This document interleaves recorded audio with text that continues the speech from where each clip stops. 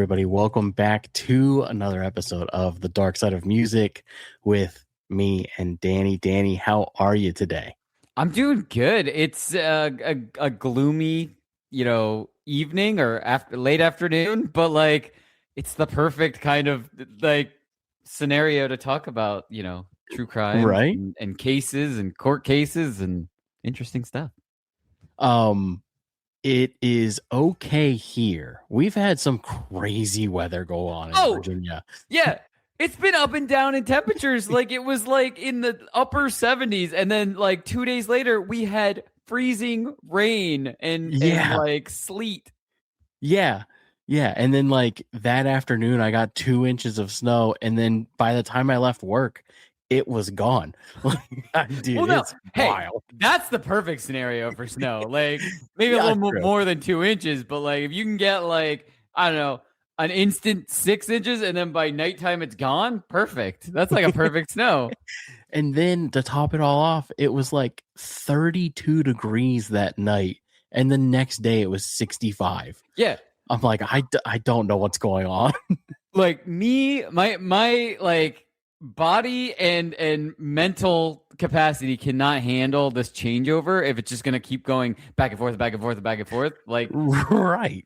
I'll take another month of winter if it means we can just have summer in like the natural progression, right? Or have spring in the natural progression, like right away type of thing. It's been wild. But today it's like 65. It's been cloudy all day. So it is that gloomy day. However, tomorrow they've already canceled like 7 schools in our area because we're apparently getting a bunch of tornadoes. Yeah. It's going to be nuts. The I didn't weather, I didn't know you could predict tornadoes. Well, it's one of those things where, because I saw this because it stretched. It was like a couple of days ago. Because I have friends like in Texas. I have friends in like the Midwest and kind of all the way up to like Chicago and Indiana and that area. It stretched from there to there, like almost the entire width of or length. I guess if you're looking at a map, length of the country is this like storm band of just like intense storms and wind and that's crazy. Rain. And yeah, we're supposed to get like 2 inches of rain, I think, tomorrow or something. Jeez. So yeah. Well, I'm super excited today. So it's odd that like every other episode, it seems like we go from murder to like lawsuits. Yeah. So, that's the pattern. But this one holds a special place in my heart. Today, we're talking about the PMRC versus heavy metal case, the music censorship case. Yep. This is what brought along the explicit label in music.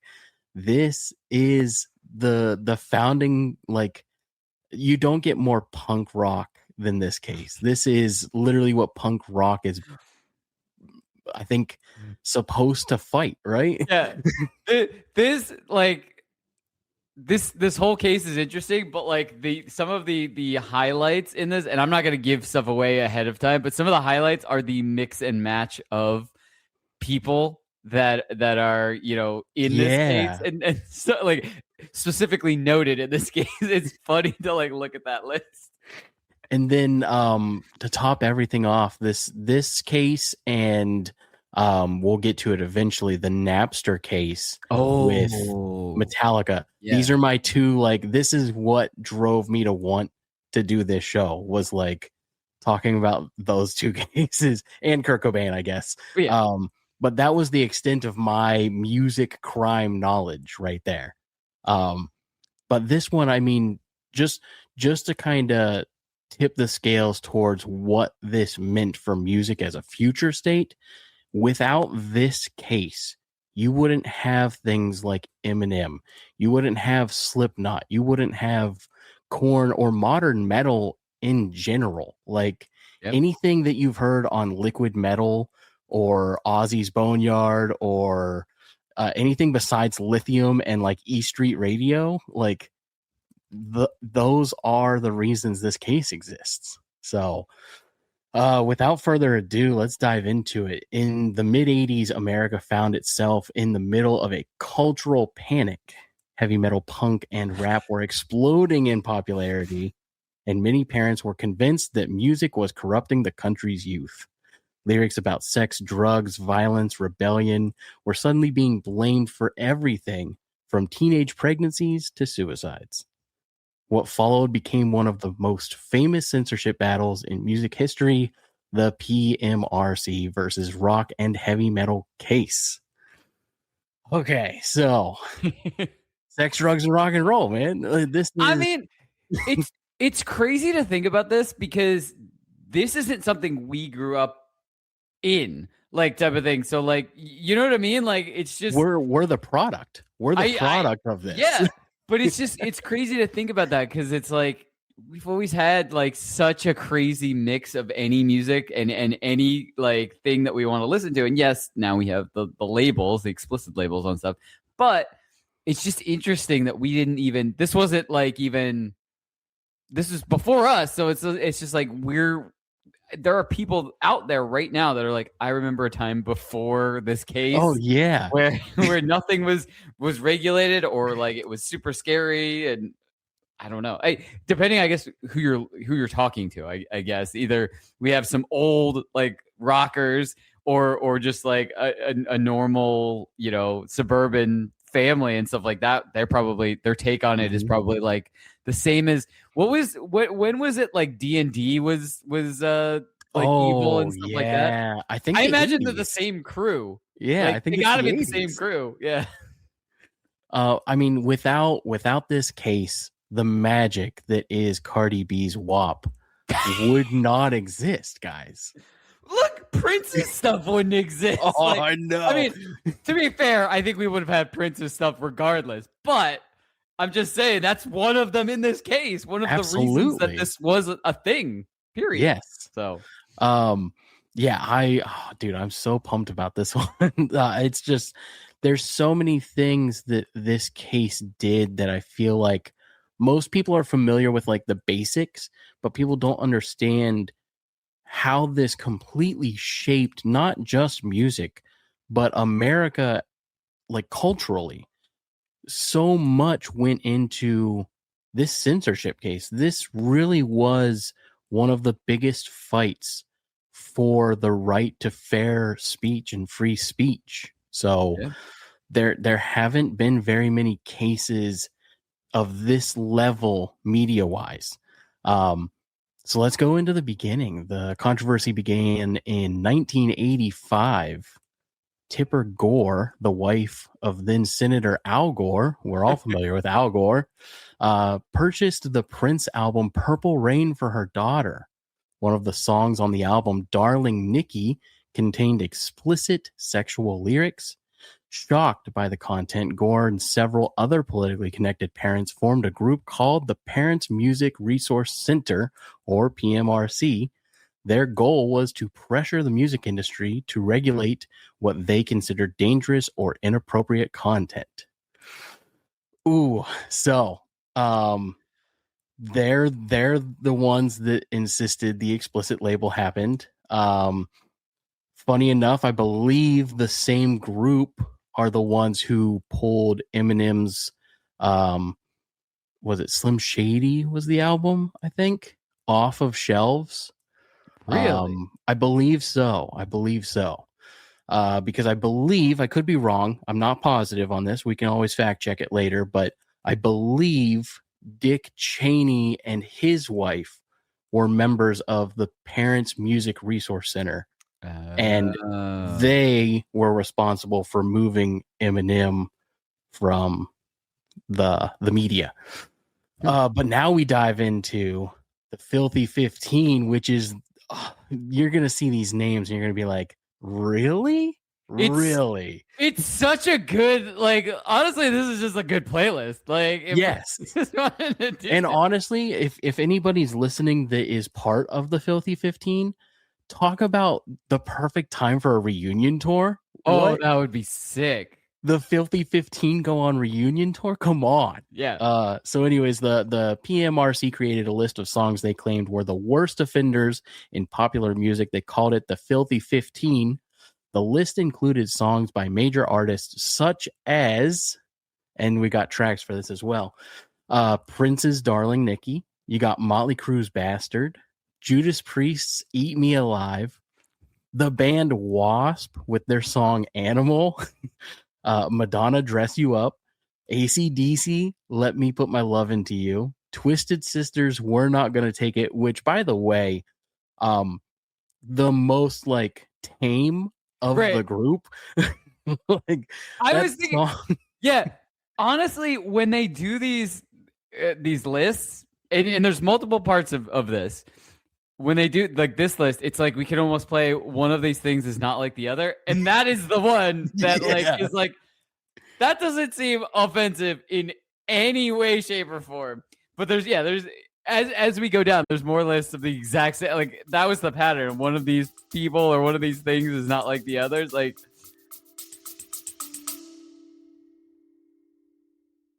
What's up, everybody? It's your host, Harley. I hope you're enjoying the show so far. And I just wanted to take a moment and say, go head over to our website. We do have a merch section over there. Check out some of our merch. And also, you can become a member, get exclusive discounts on merch, as well as a whole list of great benefits. Head over. It's $10 a month. I know it's a lot to ask, but it really helps support the show. So thanks again, and I hope you enjoy the rest of the show.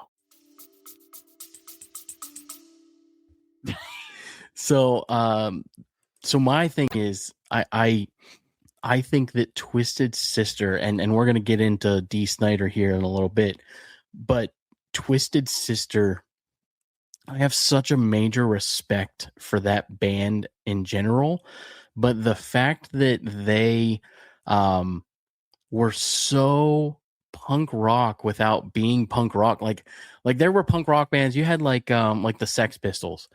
And like realistically, the Sex Pistols are supposed to be fighting anarchy, obviously, but what real social like battle did they take on other than putting out an album? Or trying to think, like even Green Day, you know what I mean? Like Green Day didn't really do anything but put out music. Where's the actual social battle? Twisted Sister was never intended to be the social warrior band. It was supposed to be music for angsty teenagers to be like, yeah, fuck you, dad. Yeah. I mean, look, sometimes, not all heroes wear capes. They just needed they needed to be the people that needed to be the ones who were kind of standing up to all this. And so like that's how they, they got pulled in to the forefront, not just pulled in to the forefront of the whole thing. So Rage Against the Machine and Tool, both lead singers of those two bands, have openly said Twisted Sister was a major influence on their music. And through this case, I now understand why. Yeah. But so the songs were accused of promoting themes like violence, sexual content, drug use, or occult or satanic imagery. That's the one. That's why I was saying the D&D thing, because that's exactly why they were like saying, oh, the D&D games are evil. It's because the occult and satanic imagery and stuff like that. It's no secret that I am a giant Pokemon fan. And my wife recently showed me a video of a pastor in 1999 doing a service about how Pokemon was the devil. See, everyone messed up in that. If they really wanted to get like kids to go to like Sunday school and stuff, you should have been handing out Pokemon packs. Like, like, with how absolutely crazy. I mean, and still like it's like Pokemon's been around what, 30 years? We've had 30 years. That was the anniversary this year. It had like a resurgence like at year 20. 3 times. Yeah. You think 3 times? I know for sure, Well, so 2016, Pokemon Go comes out in 2016. Oh, you're right. Yeah. Okay. The 20th anniversary, and then I would say the 25th anniversary had a bit of a resurgence because that was during COVID. Was that when everybody started really getting into the trading cards again? Yeah. I feel like, It was like 2019, like the tail end of 2019, beginning of 2020. Yeah. That's when things went nuts. Even I bought a booster packs. A box of boosters, during the pandemic, end of 2020. I happen to know a really cool comic book shop owner, and he was like not fully open still, but like he had limited hours and he would like take orders like online and stuff. And I was just like, I'll buy a box. Like just, and I would just, every day I would open one. I would just open one pack every day type of thing. Just for fun.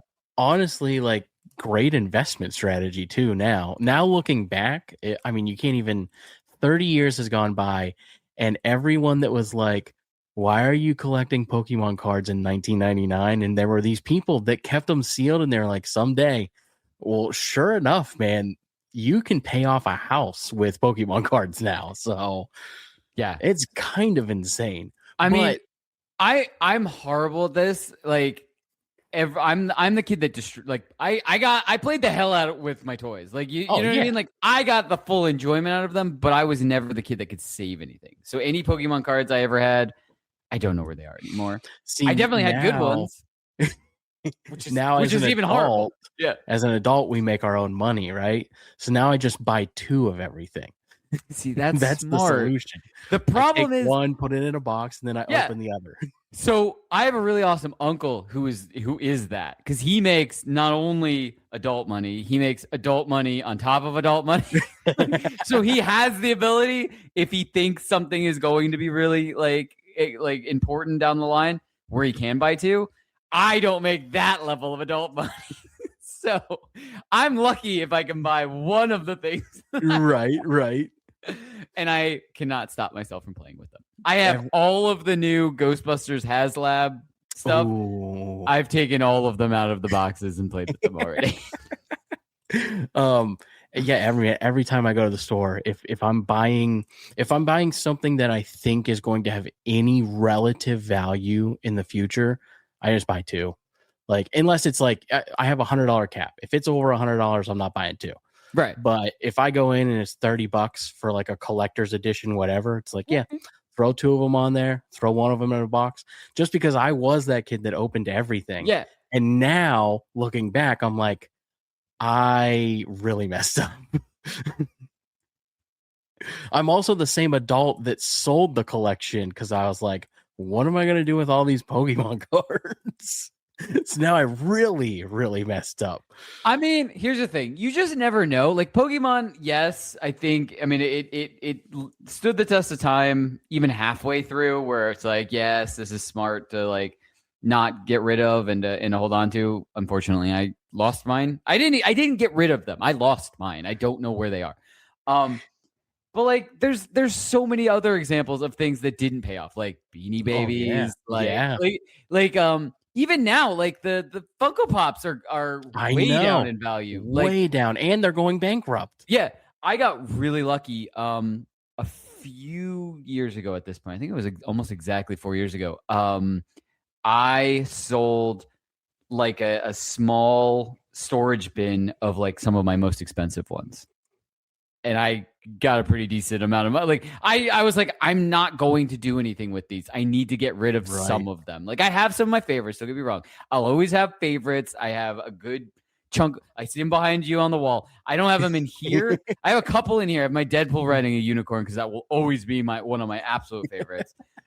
But I do have like a wall in my living room where I had, some extra shelves and put some of my absolute favorites up there. That'll just keep. Like I don't care. Right.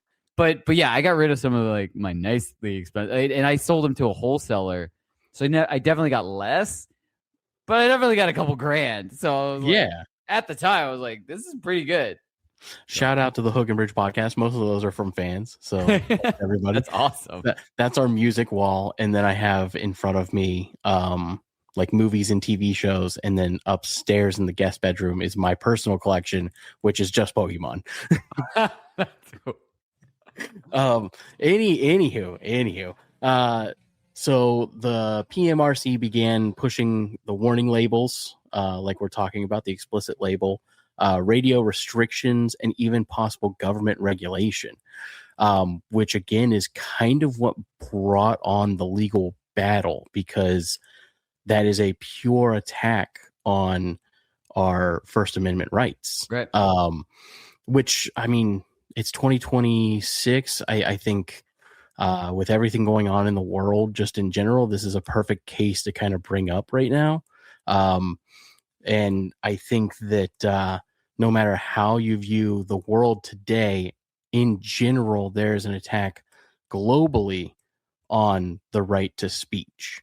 And there has been, I would say, for the last 20 years. Like, well, I'd say as soon as, the internet and message boards and forums and stuff like that became easily accessible. So maybe a little less than 20 years, but right. You know what I mean? Like, because now it's like you go on TikTok and find people talking about anything you want to talk about. You can go on Reddit and find a subreddit of people talking about anything from, super innocent things to super not so innocent things. Like, you know what I mean? So like, it's just, information all the time, anywhere that you. And I don't think that anyone ever thought that was going to be the case. Nobody ever thought that information would just be accessible at your fingertips 24/7. Like, sometimes I feel like we take it for granted, truly. Like, oh, absolutely.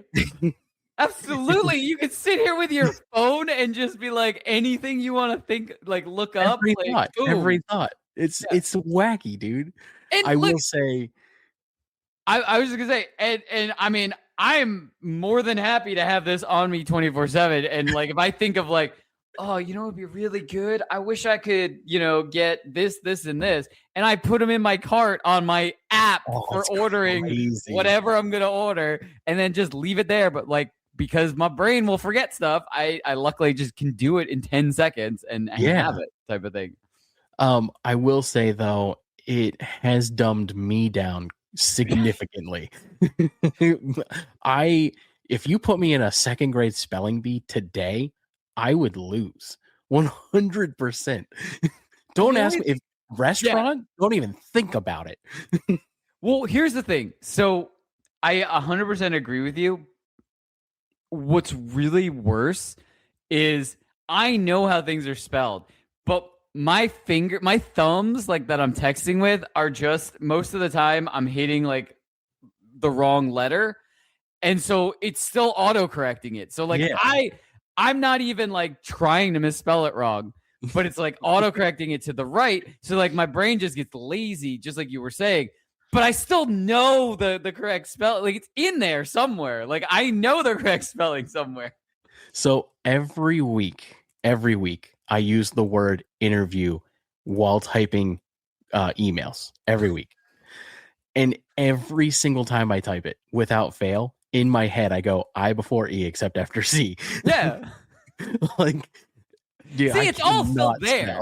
It's just the ease of it with your phone auto correcting you and all the stuff all the time. That's what's like. My phone still says restraint every time I try to say restaurant. I just say place to eat now. It's just easier. As a kid who had a lot of spelling problems growing up, that like being the ability to just do synonyms or reconstruct a sentence based around what I can't spell. That sentence turns out into a like really well written paragraph. Like you're like, I'm really, really good at telling a story. Yeah. I'll take you on a journey to find out where we want to go. Hey, we never know. Like this may have been the reason why I'm able to write song lyrics and stuff like that, because my brain had to think of 4 different ways to get around words I couldn't spell. So. Oh man. Okay. All right. So we dive into the legal side of it. So they basically form this organization. They start going hard into the paint, trying to crush music. Like they're like, this is not going to happen. We cannot let this slide. We're going to go to the radio stations. We're going to have the radio stations pull the airwaves. We're going to go and insist that record stores have to put on a label that says that this music is dangerous to young people. And that it's very, very wrong that your children are listening to it. And then they start diving into the government sanctions over the media. And that is what brings us over to the actual Senate hearing. Right. The controversy exploded nationally when the U.S. Senate held a hearing on music lyrics in September of 1985. I wasn't born. Danny, you weren't born. Nope. But you're talking 1985. We're talking top of the charts are going to be like Madonna, Bruce Springsteen, I think Devo would have been pretty darn big at that moment. Bon Jovi, The Cure. yeah, I don't know The if it's top of the Cure, charts, but Cure was yeah, big, absolutely. You had 99 Loft Balloons was a huge one then. I forget what that band was that did that one, but that was definitely big. You had like I said, Bon Jovi. You had all of your hair bands, your Motley Crue. Kiss was huge. Yep. So we're smack dab in the 80s. Picture Stranger Things, but in real life. Yeah.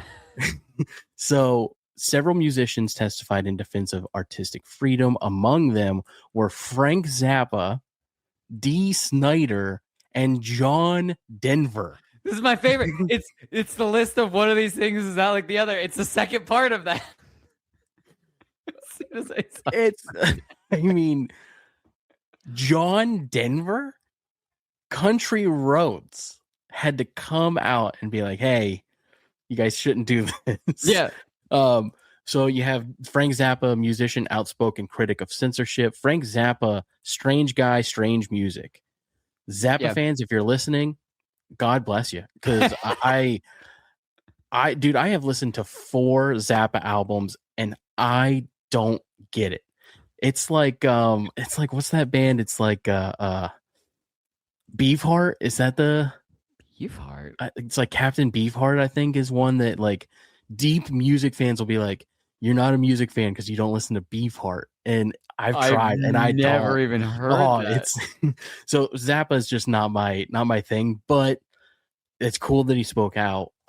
John Denver, the only thing I know is Country Roads. Same. Well, and the line from Dumb and Dumber where Lloyd goes, that John Denver guy's full of shit. That's all I thought of as soon as I saw him on the list. I think that movie came out shortly after this. I mean, well, a few years. Yeah, it was the 90s. Yeah. That was probably 10 years, actually, to be Oh, true. Probably like 95, 96. Yeah. Right? And then you have, I believe so. And then you have Dee Snider, the one and only lead singer from Twisted Sister. Did you watch any of the Senate hearing at all? I have seen. I haven't watched. I didn't watch anything in preparation for this, but I have seen clips from that in the past. Did he come dressed the part? I have not seen it. He didn't. It wasn't just like you said. It wasn't like he came out like all like what his stage persona would look like. Like he didn't. At least from what I saw. Like maybe I saw interviews. Maybe I didn't see the Senate hearing. Maybe I saw interviews, but he looked like really well put together. Oh, okay. Yeah, I've got it pulled up here. Yeah, I mean, he's not wearing the makeup, but like outside of that, he looks exactly like his persona. Maybe my vision of what a normal put together person is a little bit. I've had blue hair for 10 years. Like you know what I mean? Like nothing wrong with that at all. I'm going blue also. Really? Yeah, I used to rock blue hair, and I've been really wanting to go back to it. I think you should. Also, I forgot what Dee Snider looked like then, because Dee Snider now looks nothing like Dee Snider then. That's crazy. Maybe I'm just visualizing him now, because I think wasn't he on some reality show or something? Like yes. In my head, maybe I'm visualizing Dee Snider from the reality show. Like I bet you're picturing Dee Snider as like the ponytail black sunglasses. Yeah. That is him now. Back then he had this gigantic curly yellow hair. See, I knew that as far as like stage images that I've seen of him and stuff like that. So like I guess my brain just kind of put together 2 versions of him. Right. And so like I guess I didn't see the setting hearing then, but I definitely saw him talking about the like the case and stuff like that. So maybe I saw him doing an interview, and he was, because I have like what you were saying, like when he went on the stand and stuff, like he was really well spoken and stuff like that. So maybe I just saw an interview of him talking about the actual case and stuff. Yeah, he looks awesome. I will say, like Frank Zappa, he's got like the mustache and the like goatee looking thing and the black hair. And then you got John Denver, short blonde hair with his big old glasses. Oh, every time. What the heck? So anyways, they go in, they have the Senate hearing, they all give their piece. Dee Snider's is the most memorable because it was the most beautifully spoken, articulate, well, like rounded speech. Yeah. And like you said, it really did kind of show that Dee Snider, outside of his persona, truly is like this very intelligent, well-spoken individual that can go up against something like this of that magnitude. Yeah. Many politicians assumed these artists would struggle to defend themselves, but they were wrong. Dee Snider shocks the Senate. One of the most memorable moments came when Dee Snider took the stand, known for his wild hair, makeup, heavy metal image. Many lawmakers assumed he would reinforce their stereotypes. Instead, Snider delivered a calm, articulate defense of his music and the First Amendment. He explained that the PMRC had misinterpreted the meaning of Twisted Sister songs, including "We're Not Gonna Take It," which he said was about standing up to authority, not violence. Yeah. Which, yeah, I mean, it's pretty clear that's the messaging. Like, Right. if you listen to that song, it's quite clearly go against your parents' ruling as a rowdy teenager. Also, did they not see the music video? The music video is literally that. Like, he's pushing the dad down the steps. And well, so I think this is like one of those cases where, like, if you want to twist something to kind of fit into your, I guess, agenda that you have overall, it's easy enough to just be like, oh, see, it's about violence. But like, if you dug for more than 5 minutes, I mean, let's be generous. I guess it was the 80s. So if you dug more than an hour, I guess, about the song and stuff like that, then I think you would understand that it's not, and it is just about kind of rebelling against authority, not really like violently rebelling or violently doing anything. But yeah, this brings up a good kind of conversation topic. 2026. Let's say that music is under attack again. Who do you think? Like, who's our Dee Snider?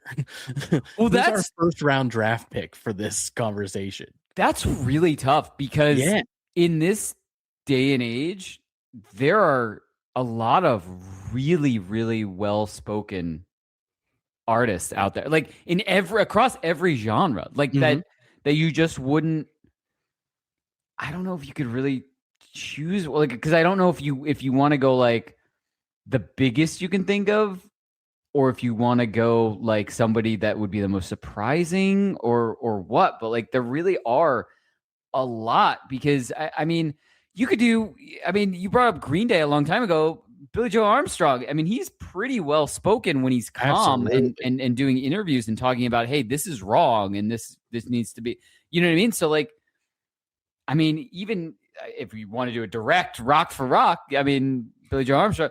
But like, I mean, there's plenty of like, even like, you know, rap and R&B artists that are like producers and have to, you know, speak well to other artists and all that kind of stuff to get their points across. So they're really naturally good at, you know, speaking. And if it's a topic that is kind of uniting every different genre across the music landscape, then I mean, I almost say we put an all-star team together. We don't rely on one type of thing.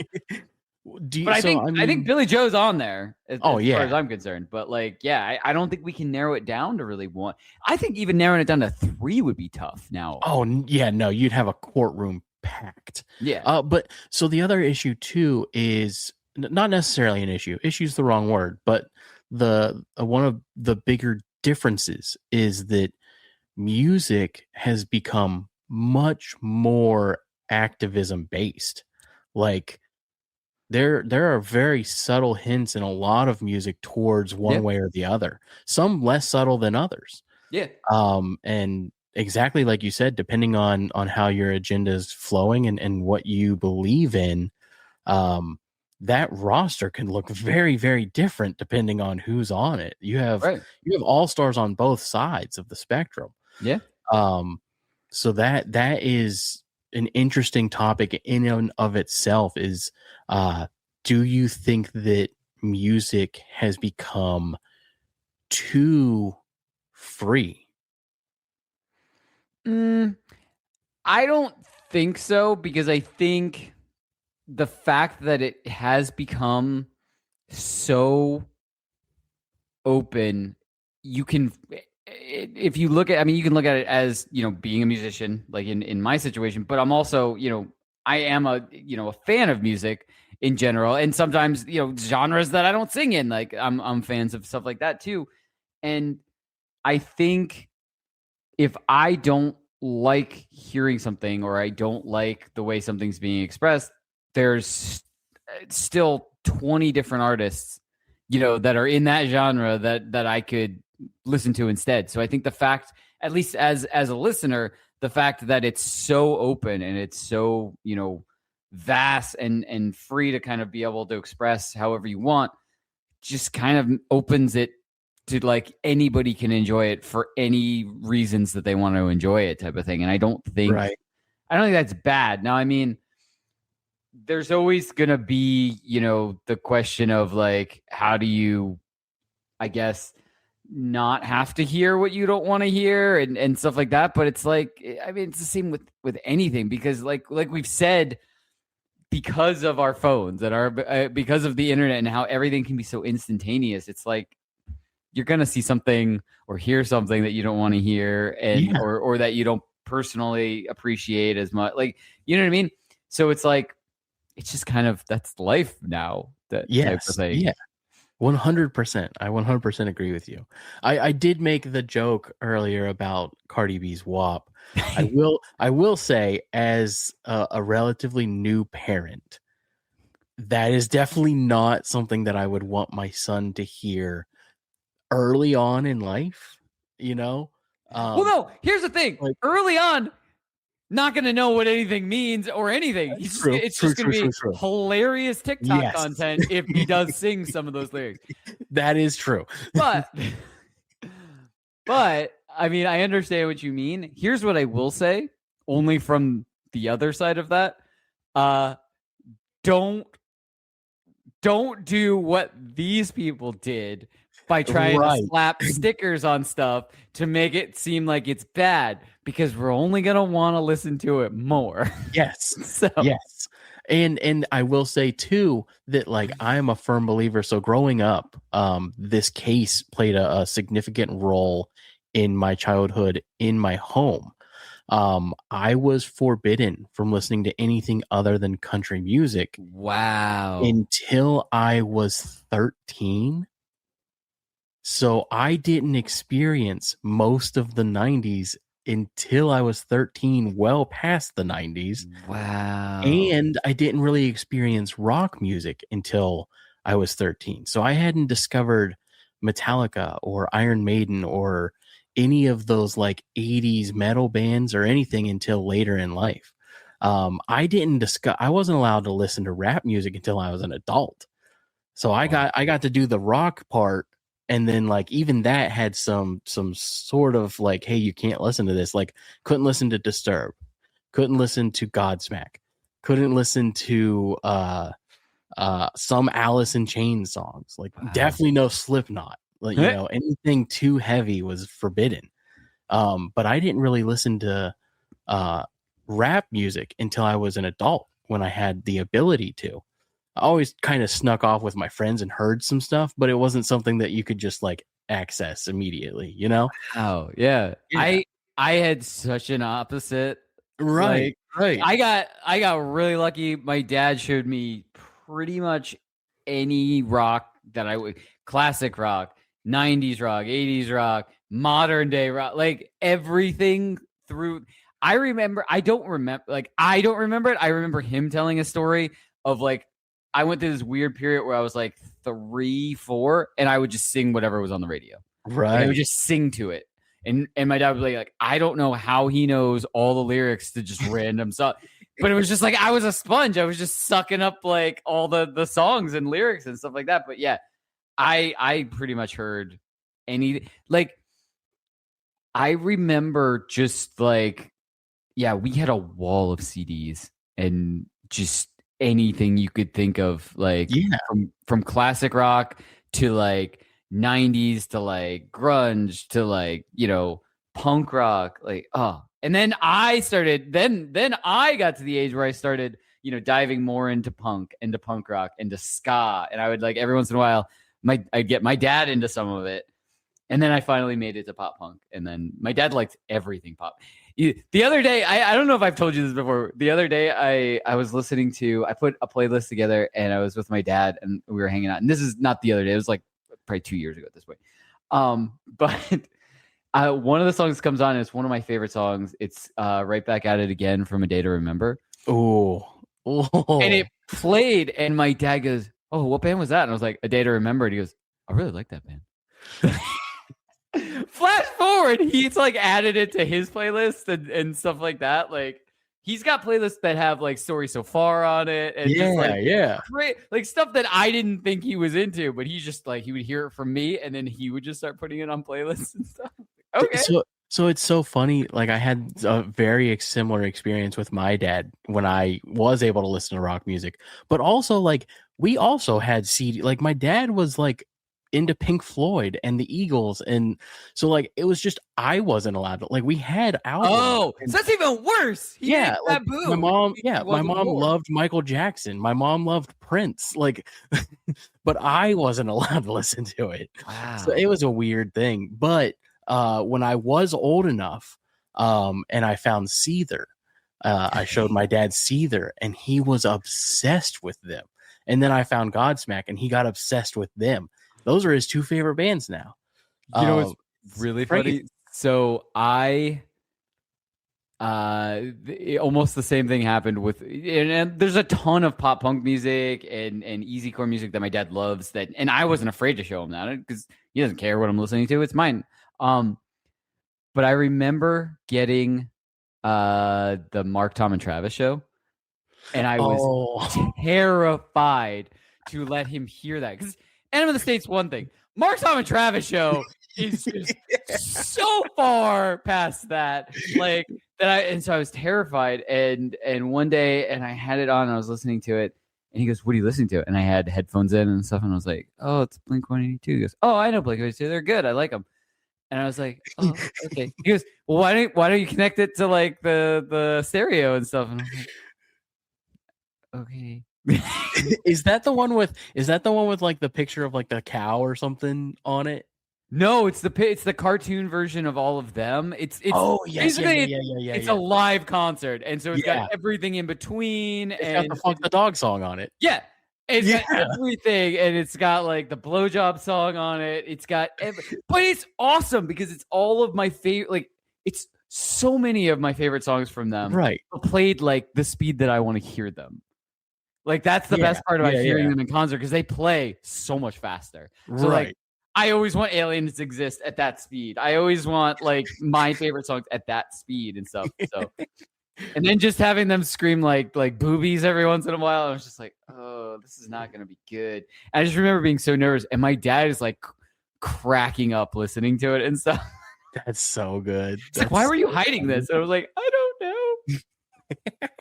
But the crazier thing is none of that would exist if it weren't for this case. Frank Zappa gave a far more direct speech. He argued that the government's involvement in music content was a dangerous step towards censorship, which we 100% agree with. It is a huge impediment on our rights as individuals. If you feel that you want to say something, whether it be poetry or the written word or music or to your friends, however you want to say it, you should have that right if it's not hurting anyone.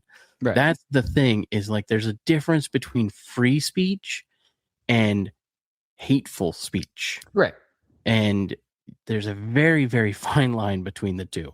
You have the right to say anything you want. You also have to accept the consequences. Exactly. That's the real point in everything. Right. You have the First Amendment right to say something, but you also have to understand that actions have consequences. The other thing too that I think as a society people misinterpret about free speech is your freedom of speech is only tied to the government. You cannot be prosecuted or vilified by the US government for your speech. However, everything else is fair game. Walmart can deny you service. Your job can fire you. And they do. And they do. And I think that people misunderstand that specific point so often, that you can do anything you want in this world, but the consequences still stand. And you cannot get upset with your employer. They are not impeding your freedom of speech, because that only applies to the government. If your employer heard something you said and they decided to separate themselves from you, that is their right as a business. So just a little tidbit of information for the world today. But the more important thing is that Zappa described the PMRC's proposal as an ill-conceived piece of nonsense and warned that allowing politicians to regulate art could threaten free expression across all media.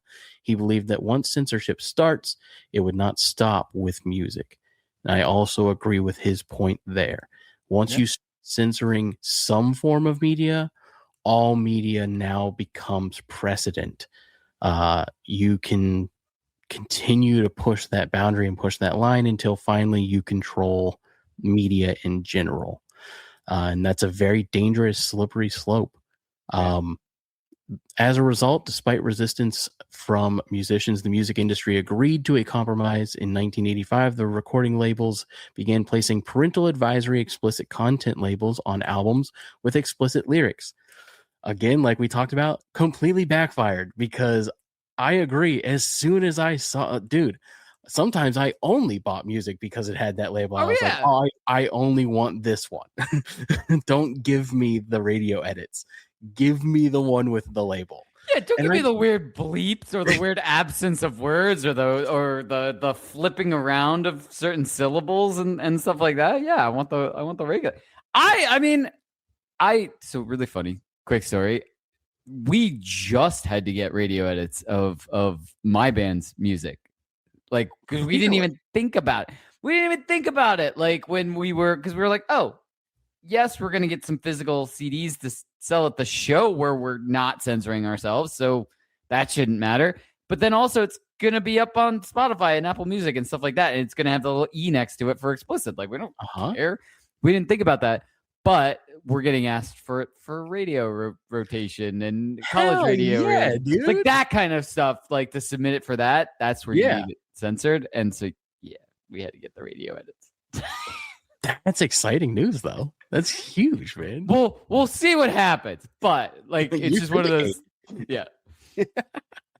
I mean, I definitely, like, even now with Spotify, Apple, and Sirius XM, I will full on change a Sirius XM channel if I hear a song that's missing a part. I'm like, nah, what are we doing? I'm not 12. Oh yeah. Really? Yeah, absolutely. I have never, like, I worked at Sirius XM for like 8 years. I have never heard a censored. Oh yeah. Period. Yeah. So what's the Pop 2K station is completely radio versions of all of those songs from the 2000s. Now, I will say this, that is a smart business tactic for Sirius XM, because then they can get like doctors' offices and dentists' offices and all these places that still want to have radio friendly, but still don't want to have like commercials. Yep.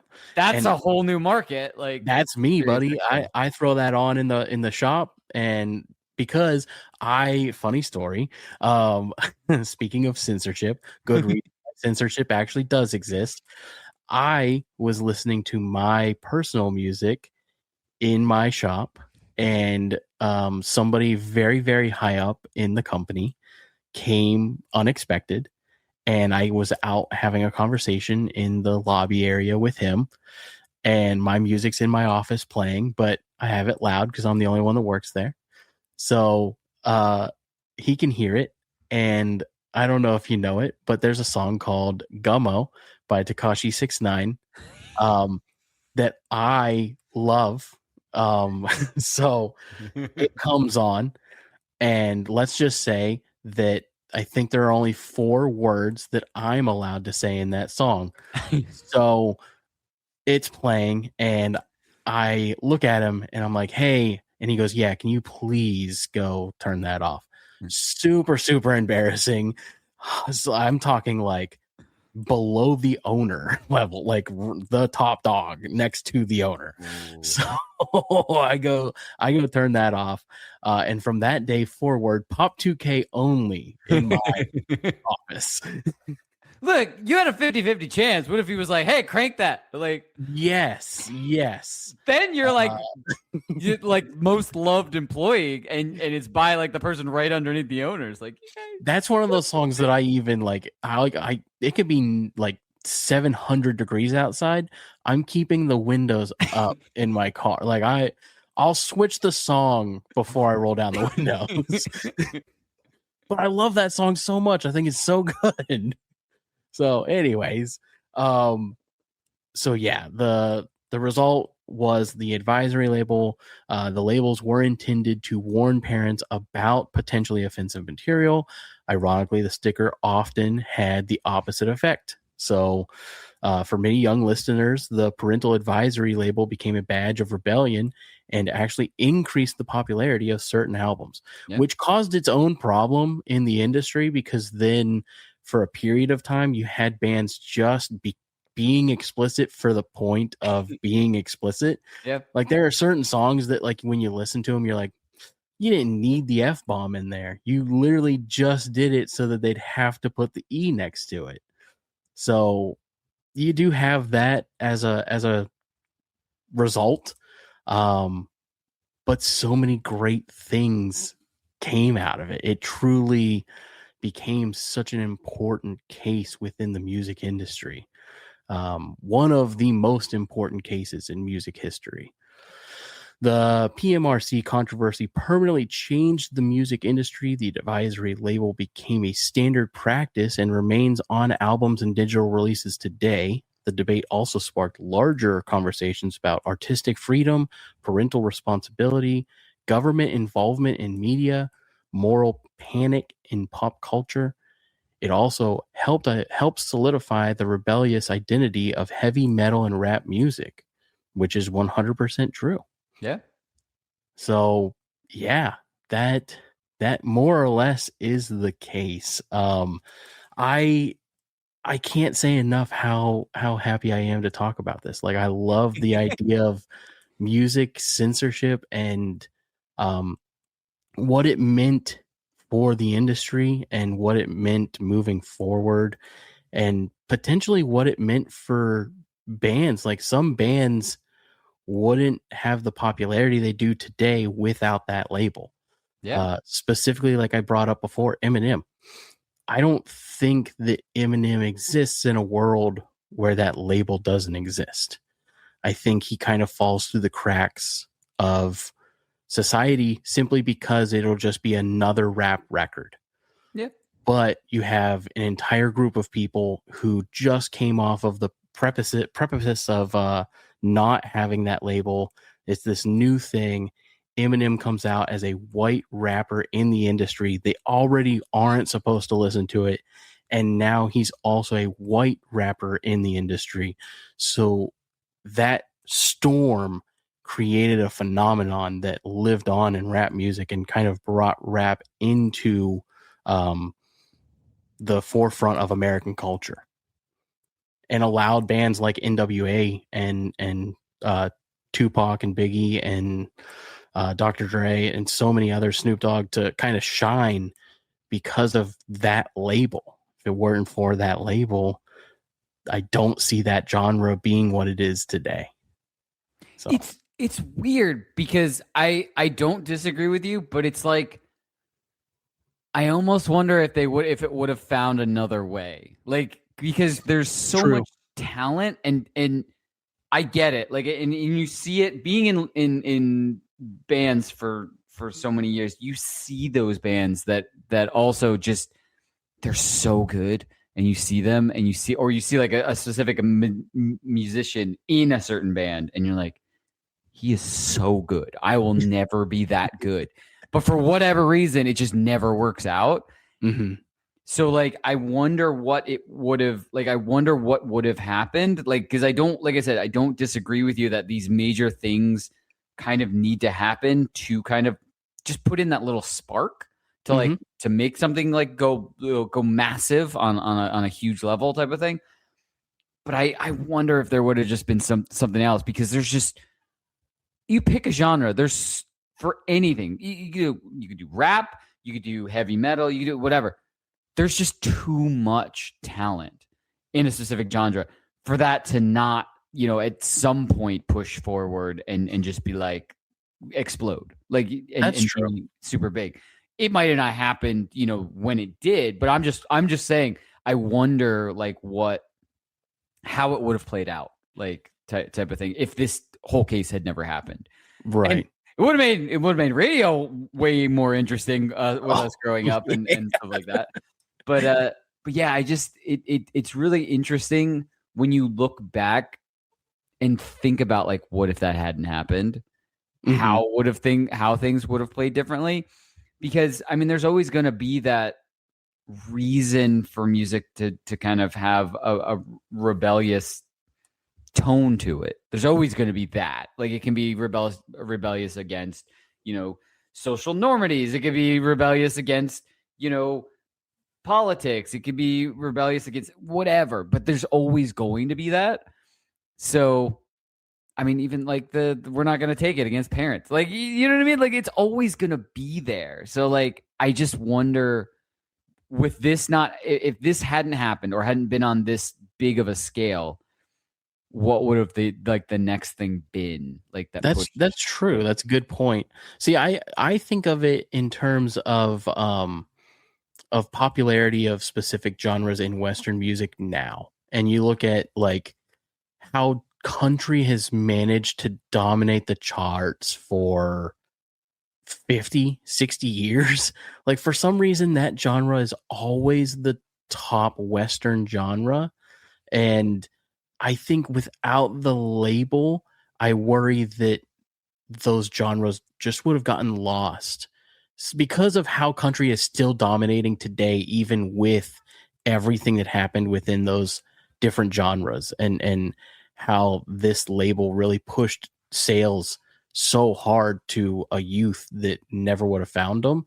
I truly think that we would have ended up becoming almost segregated within the music industry. I think that you would have seen those artists become popular globally. And I think that Western American music, like we talked about before, if you make it in America, you've made it globally.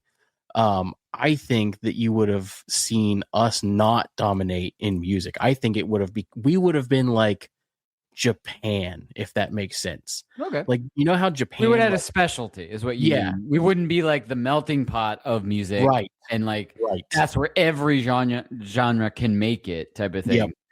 We would have just been known for, a specialty, because Japan's known for, Japan's not known for I wanted to say K-pop, but that's Korea. Japan, I feel like, is more known for popularizing Western music. Right. Like, I feel like they pull our music, and that's how Japan gets their music. I feel like we would have become that, and then, like, the UK maybe would have become the dominant, like, factor of music globally, because they were pretty much kind of more accepting of music during that time. We've always kind of battled those two countries for dominance in music, the UK and the US. Oh, we've battled on other stuff too, but 1776, never forget. But sorry, I definitely just lost all of our UK viewers. But anyways, no, I agree with you. It's crazy to kind of think about, but that was our case today, man. What a great one. Yeah, and forever I will only buy stuff that has a little E next to it. So that's right. Yeah. That's the message today. Yeah. Only buy explicit. Kids, tell your parents, always buy explicit. Yes. and only listen to like your streaming music so you can hear it whenever you want to. You don't have to worry about the radio. That's right. Danny, tell the people where they can find you. You can find me anywhere that my band is on social media at Just Happy to Be Here. And you can find the other podcast, that recap show that I do, where we recap TV shows and movies and have fun with that. We're gearing up for the new season of Daredevil Born Again, which is coming out later. Yeah, I'm excited for that. And a couple other, movies and shows. This year is going to be massive. I know we don't talk about this, but this year is just going to be massive for TV shows and movies. Oh yeah, and video and video games. I feel like we could spend another hour talking about video games, which I never get a chance to talk about either. But yeah, so if you ever want to do an episode specifically about Jurassic Park or Jurassic World or the entire Jurassic franchise, please let me know because I want to. I will 110%.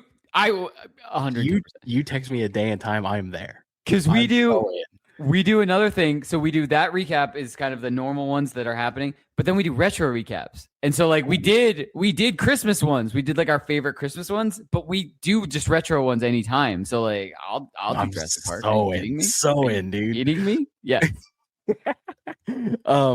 Hell yeah, dude. I can't wait. I can't wait to check that out.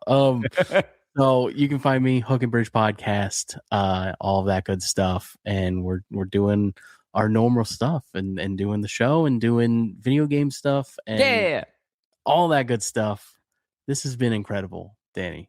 Before we completely sign off, you know what we should do at some point? We should bring this onto Twitch and play video games while we talk about it. Yes. We got to figure something out. We'll do video games and talk about like just off the cuff case and stuff. And then we can get the listeners and the viewers into it. They can bring up points and stuff too. Yeah. I think that would be a fun experience for everybody. Play some Phasmophobia while talking about ghosty stories. Yeah, we have to walk outside of the house so we don't get murdered while we're trying to read a comment. I'm so in. Oh, I'm in. Okay. We're doing. All right. That's our show, everybody. Thanks for hanging out. Bye, everybody.